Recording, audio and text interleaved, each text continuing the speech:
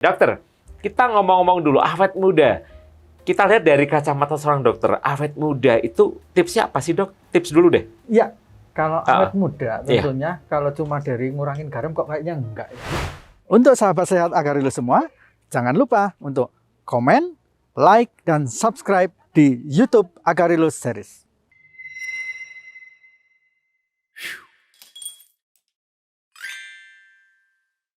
Halo, apa kabar pemirsa dan juga pendengar ada dimanapun Anda berada. Kita ketemu lagi di acara Bincang Sehat bersama dengan Agarilus. Dan kita masih di tempat yang dingin ya. Ini di Puncak Lawu.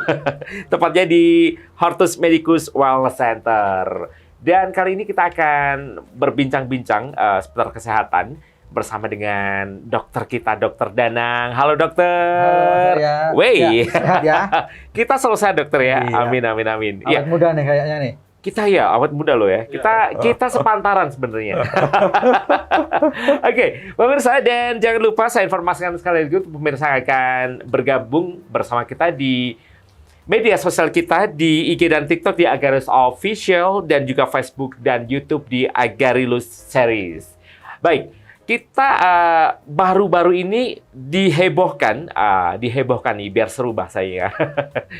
Drummer dari band apa namanya?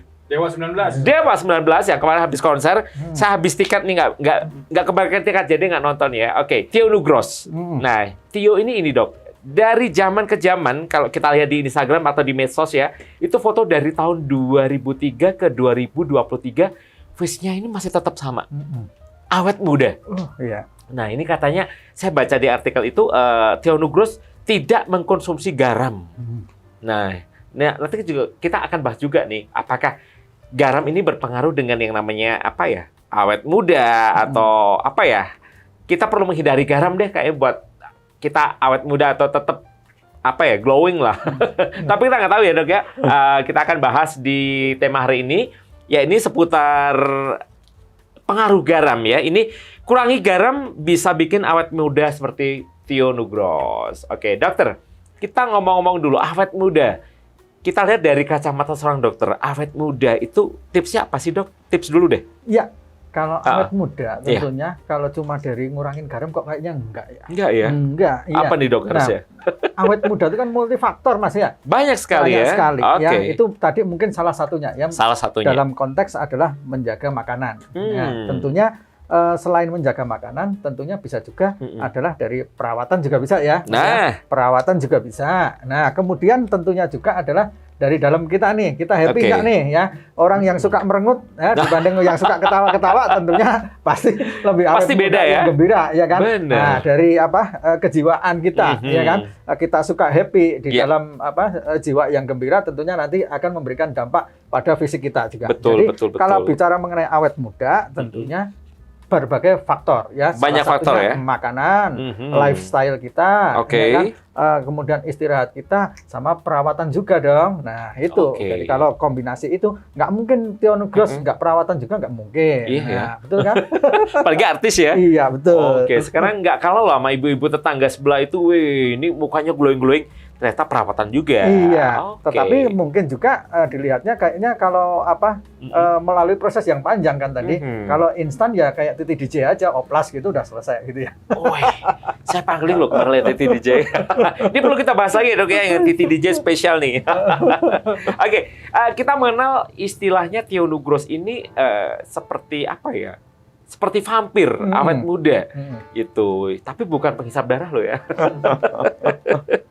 Oke, karena Tio Nugros ini diklaim tidak mengkonsumsi garam atau MSG. Nah, sekarang dokter, kita pengen tahu dulu nih manfaat garam atau MSG bagi tubuh nih apa nih dok? Ya, bermanfaat atau anfaedah itu sebenarnya?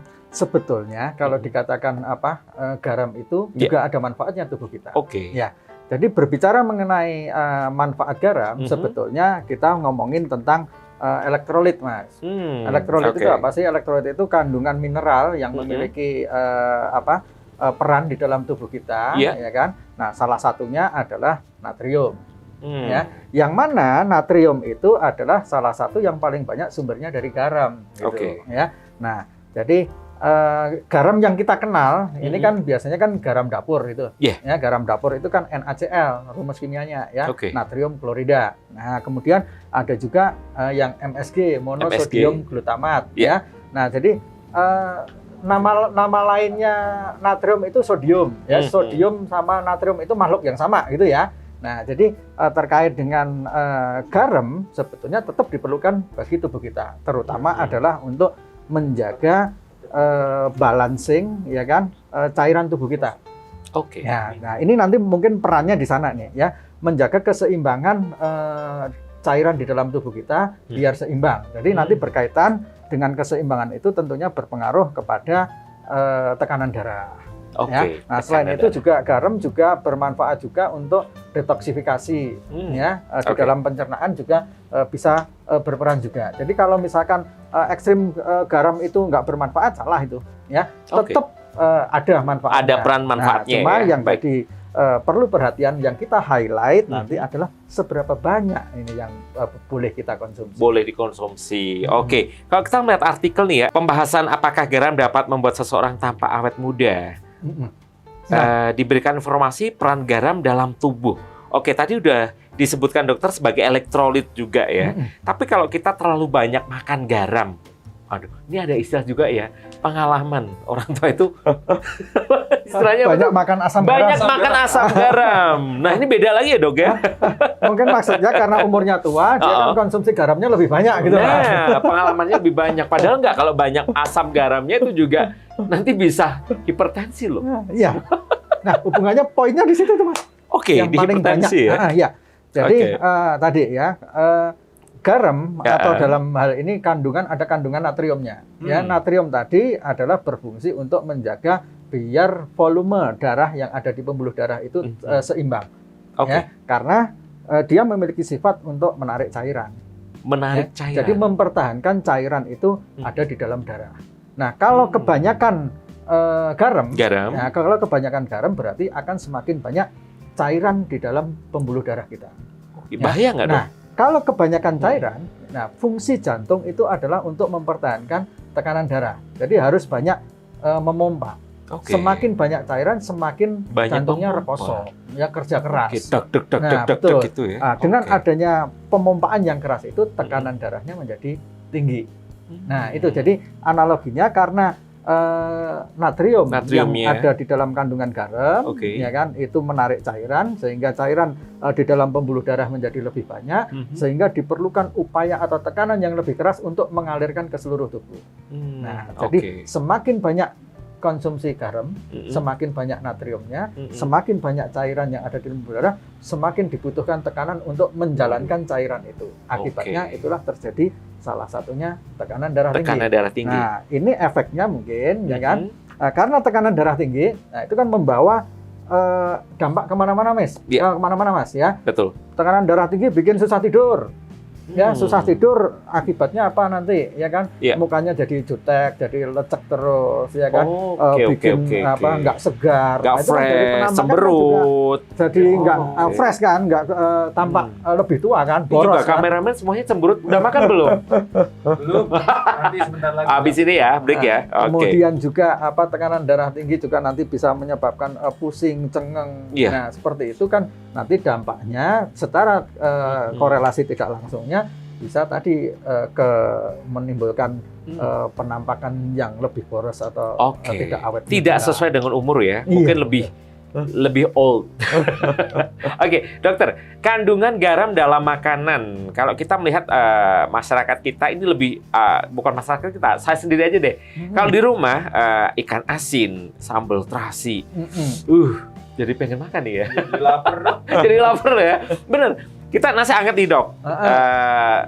Ikan asin, sambal terasi, masih tambah kerupuk. Itu kalau kita total jumlah porsi garamnya ini kan sudah melebihi ambang batas. Nah, kita berbicara dalam tubuh manusia ini kira-kira dalam sehari itu diperlukan berapa kandungan garam? Nah, jadi kalau setara ukuran rumah tangga yang paling gampang ya, maksimal sehari kita konsumsi itu adalah 1 sendok teh. Oh, 1 sendok teh? 1 sendok teh. Plek. Ya, itu 1 hari? 1 hari. Nah, istri saya kalau masak itu harus terbagi berarti dengan keseluruhan apa yang kita makan. Padahal gampangannya seperti itu. orang kalau makan ya, kalau masak lah ya, nasi garamnya udah sesendok gede nih. Iya. Oh kurang, masih tambah MSG, masih tambah garam dikit lagi deh.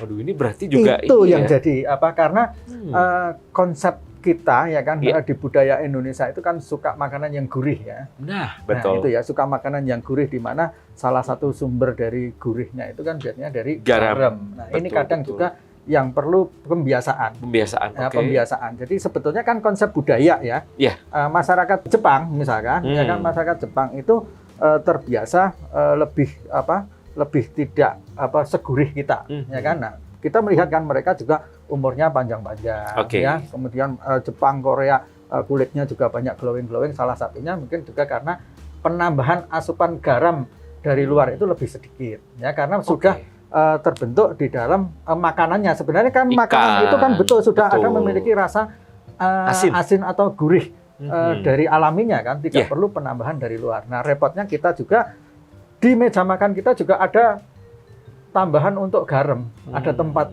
untuk garamnya ya. Sudah rasanya asin, ini tambahin dibur-burkan lagi lah. Bukan apalagi cuma di bon tempat cabe. makan ya, itu kan juga ada banyak ya, Dok ya, garam halus terus merica halus, kecap. Nah, itu kan padahal kecap itu juga sebenarnya sudah ada kandungan Sudah ada garamnya kandungan juga, garam, kan. ya. Nah, berarti kita bisa bayangkan bahwa kita ini di sekeliling kita sudah banyak garam-garam. garamnya ini. Nah, udah betul.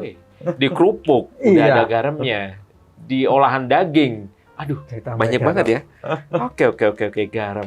Iya, dokter. Selain garam, banyak yang mungkin cara pemakaian tidak teratur bisa mengakibatkan sesuatu yang kurang bagus. Tapi ini juga banyak manfaat dari garam. Salah satunya adalah sebagai detoksifikasi dan anti stres.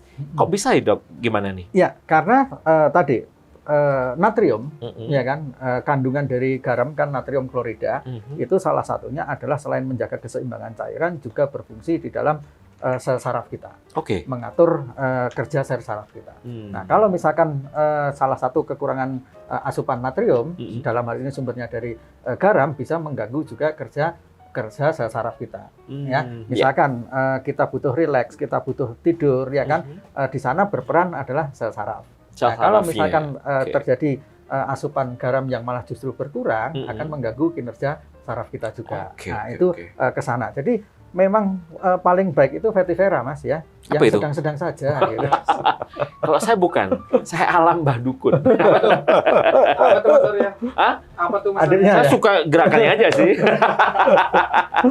Oke, yang namanya sesuatu ya istilahnya kayak seperti garam dan sebagainya itu memang ya ada faktor plus dan minusnya ya, Dok ya. Jadi Sesuatunya. kita tempatkan pada kebutuhan yang pas, Yang ya kan, pas. yang enak. Tadi batasannya adalah 1 sendok teh saja. 1 sendok teh Iya, setiap hari ya. iya, Oke, ini buat pemirsa dan pendengar di rumah ini penting banget ya.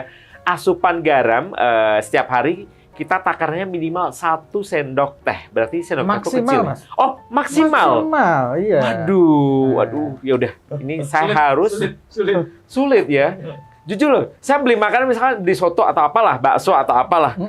Itu kan kuahnya udah asin ya. Asin. Masih tambahin ini garam. Aduh. Oke, berarti saya harus request no garam, no micin kali ya. Iya. Tapi bener loh, Dok ya. Nah, paling enak apalagi mie instan kan. Waduh. Nah, mie instan itu kan asin, ya kan. Tadi nyinggung MSG-nya banyak juga. MSG kan juga garam juga. Nah, makanya katanya kan Tio Nugros nggak makan mie instan 3 tahun, Mas. Tahan nggak kuat. Nggak kuat. Oke, Dok. Tapi berarti dengan kita kelebihan mengkonsumsi garam kan banyak sekali penyakit-penyakit yang akan timbul. Ya. Apa aja nih, Dok? Boleh sebutkan nih, Dok? Yang paling perlu diperhatikan terutama hubungannya dengan cairan tubuh dan sel saraf tadi, makanya kardiovaskuler, ya. Kardiovaskuler itu yang paling gampang dijumpai adalah hipertensi atau tekanan darah tinggi. Nah, hipertensi karena tadi ya sudah kita bahas kenapa garam bisa menimbulkan hipertensi. Nah, hipertensi kan bisa lari kemana-mana, Mas. Bisa kena stroke, ya. Bukan 5 stroke ya, tapi stroke ya. Stroke ya. Satu aja ya. Satu aja. Kemudian juga serangan jantung, ya kan. Nah, ini yang fatal kan, yang ditakutkan kan seperti itu. Nah, makanya sedari mungkin kalau kita ingat bahayanya, Nah, ini kadang masyarakat Indonesia itu harus ditakut-takuti kadang gitu ya. Tapi nggak juga kita harus paranoid banget gitu ya. Nah, cuma untuk kewaspadaan bahwa ada resiko yang lebih besar yang harus kita bayarkan apabila kita tidak menjaga makanan kita. Ini berarti poinnya itu ya, menjaga makanan. Iya. Salah satunya garam yang terkandung.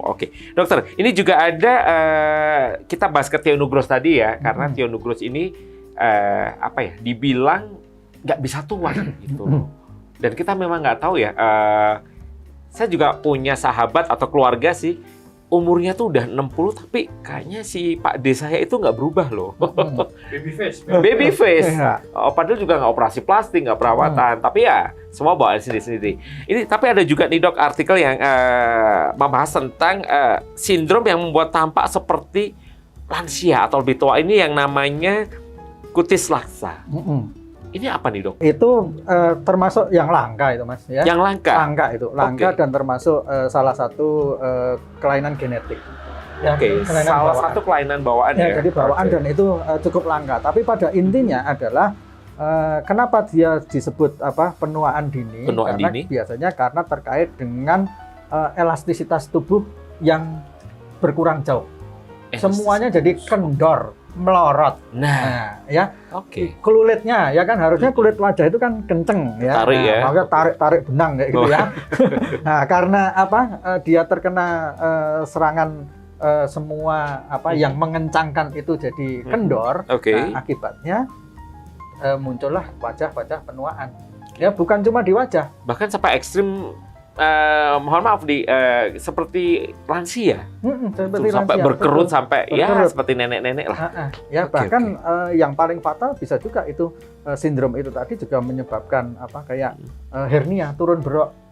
Ya karena semua yang jaringan ikatnya itu nggak mampu mengikat kenceng. Nah ini ya, jadi tapi itu juga cukup langka. Langka ya, baik. Jadi bukan sesuatu yang terus didapat gitu didapat. Jadi itu kira-kira persentasenya dari sekian ribu orang berapa nih? Berapa banding berapa nih? Sangat langka sekali, Mas. Sangat langka sangat langka. Ibaratnya 1 banding 1 juta aja nggak ada. Ya jadi ya ibaratnya bukan dalam tanda kutip sial gitu nggak sih ya, cuma kebetulan aja itu kebetulan ya. Baik. Dan kita juga tahu bahwasannya kenapa seseorang terlihat tampak lebih tua dari orang-orang seumurannya. Nah, tadi kita di awal udah bahas nih dok, faktor-faktornya apa ya? Mungkin stres juga ya, misalkan faktor stres nggak bisa ngelola nih, apa ya? Kalau profesi dokter kan, setahu saya teman saya dari dokter tuh baca buku tuh bisa sampai segini loh dok. Nah, itu juga mengurangi faktor stresnya gimana? Pengelolanya. Ini tinggal pengelolaannya ya. Pengelolaannya betul nih, kita bahas pengelolaannya.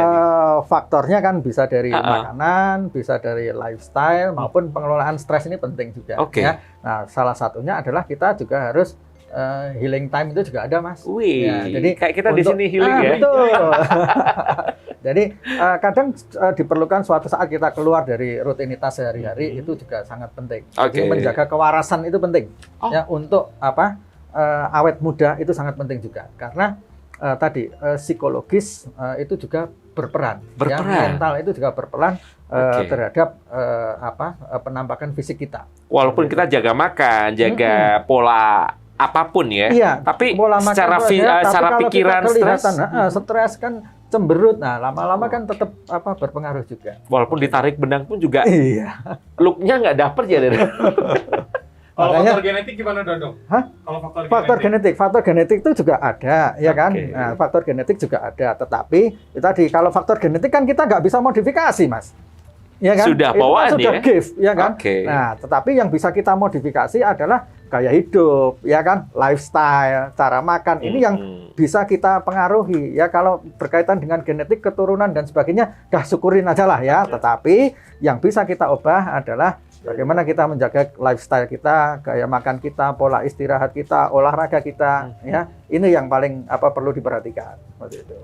Oke. Berarti kita memang intinya di sini menjaga porsi segalanya ya dok ya. Makanan, bahan makanan, dan asupan-asupan yang kita perlukan juga. Oke dokter, ini terakhir nih dok, pertanyaan untuk mewakili pemirsa yang ada di rumah juga. Tips dan trik pola hidup sehat biar kita awet muda. Ya. Apa Nah, nih? ini Saya lihat dokternya awet muda juga ya, loh. hampir saya kayaknya seangkatan sama Theo Nugras nih. Oh, bisa jadi ya. Apa nih dok? Ini Tips yang dan perlu triknya, Dok? diperhatikan juga ya. Tadi hampir kelewatan, Mas. Apa ya. nih? Terkait dengan ini kan sekarang kita di Tawangmangu Ya. seperti ini melihat tadi tanaman-tanaman obat. Ya, Kita betul bisa sekali. memanfaatkan bahan alam untuk awet Betul. muda. Apa nih? Kira-kira Nah, ya. nanti saya bisa ambil atau bisa beli deh. Nah, yang paling sering sekarang ini juga lagi banyak dibicarakan adalah kolagen, Mas. Kolagen. Kolagen. Ini ada tanaman kolagen atau yang mengandung kolagen apa nih Nah, dok? jadi gini, kolagen itu kan fungsinya untuk menjaga elastisitas. Nah, Hmm. tadi kan kelenturan. Kelenturan. Nah, karena kunci dari awet muda itu kan biasanya kulitnya masih kenceng tuh. Oke. Ya, nah, kenceng untuk menjaga kekencangan kulit ya, bukan kencang yang lain loh ya. Waduh, ya. itu beda ya nanti Tapi ya. kekencangan kulit kita Oke. ini kolagen sangat berperan penting banget. Ya Oke. kan? Jadi biar kulitnya lebih kelihatan kencang, kenyal, glowing, itu Yeah. kolagen banyak sekali khasiatnya. Nah, Oke. kemudian pertanyaannya, semakin bertambah umur, itu kolagennya produksi di tubuh kita semakin sedikit. Oke. Nah, makanya kalau kita bisa mengkonsumsi sumber-sumber bahan alam yang mengandung kolagen. Contohnya Nah, contohnya yang paling banyak itu dari tripang, Mas. tripang laut. Tripang laut. Oke. Tripang laut yang dikeringkan itu bisa disebut dengan gamat. Gamat. Oh iya ya. Nah, ya itu gamat. Itu sumber kolagen yang sungguh luar biasa sekali. Oke. Nah, itu bisa saja kita manfaatkan untuk awet muda. Satu lagi yang paling banyak juga dipakai, yang sekarang juga terkenal, Centella asiatica. Apa Apa itu? itu? Nah, Centella asiatica itu pegagan. Pegagan. Ya, Oke. pegagan. Nah, pegagan Centella asiatica atau kalau di India namanya gotukola. Nah, itu banyak sekali sekarang produk-produk kosmetik, ya kan? Produk-produk kecantikan yang mengangkat pegagan ini untuk kesehatan kulit karena dia memiliki sifat antioksidan yang tinggi, ya. Oke. Nah, kita ini kan sekarang kan hidupnya banyak dikelilingi oleh zat-zat racun ya, Ya. keluar naik motor kena asap, ya kan, kena Betul. debu, ya kan, kumpul-kumpul sama temen Kena banyak asap rokok. rokok. Nah, kayak itu kan bikin berkerut juga. Betul, Nah, betul, jadi, betul. untuk menangkal itu kita perlu antioksidan. Salah satu sumbernya adalah pegagan. Waduh, dan Nah. sekarang banyak produk-produk yang memang sudah di luar sana yang mengandung Pegagan. pegagan Nah, dan satu lagi semuanya juga, tadi ya dok ya. Dari propolis. Propolis. Propolis. Oke. Propolis itu juga bagus banget juga untuk kecantikan. Ya, Mhm. apalagi kalau kita bisa combine, ya kan, ada kolagen tinggi, ada antioksidan, pegagan, ada propolis. Wah, itu sip banget juga. Sip untuk, banget. mencerahkan wajah, Waduh. membuat awet muda. Nah, 17 tahun lebih muda ya. selain standar ya, standar dari tadi istirahat cukup, kemudian jaga pola makan, kemudian healing time jangan lupa. Jangan lupa bahagia lah ini. Oke deh dokter, siap. Habis ini kita healing time ya dok ya. Iya. Saya pengen keliling Tawangmangu nih habis ini nih. Oke pemirsa, luar biasa sekali perbincangan kita hari ini bersama dengan dokter Danang. Dan dokter terima kasih sekali. Oke. Ini Iya. biar kayak anak muda kita dok. Iya. Tasnya beda ya. Ya. Dan juga buat pemirsa dan pendengar yang ada di rumah, terima kasih sekali untuk waktunya meluangkan untuk di channel kita. Dan untuk pemirsa yang akan kembali mengikuti kita, jangan lupa saksikan selalu di channel TikTok dan IG di Agarilus Series dan juga di Facebook serta di YouTube di Agarilus Series. Jangan lupa berikan saran, kritik, dan komen. Dan juga pengen nih misalkan bulan depan dong atau minggu depan ditayangkan yang temanya ini, boleh kita terima semuanya. Oke, dokter terima kasih sekali lagi dan Oke, salam tetap sehat awet untuk muda semuanya. ya, ya. Tetap awet muda. Dan saya Ervan Prastawa. Saya Dr. Danang. Terima kasih atas pertanyaannya. Kita kembali lagi di lain kesempatan. Wassalamualaikum warahmatullahi wabarakatuh. Bye.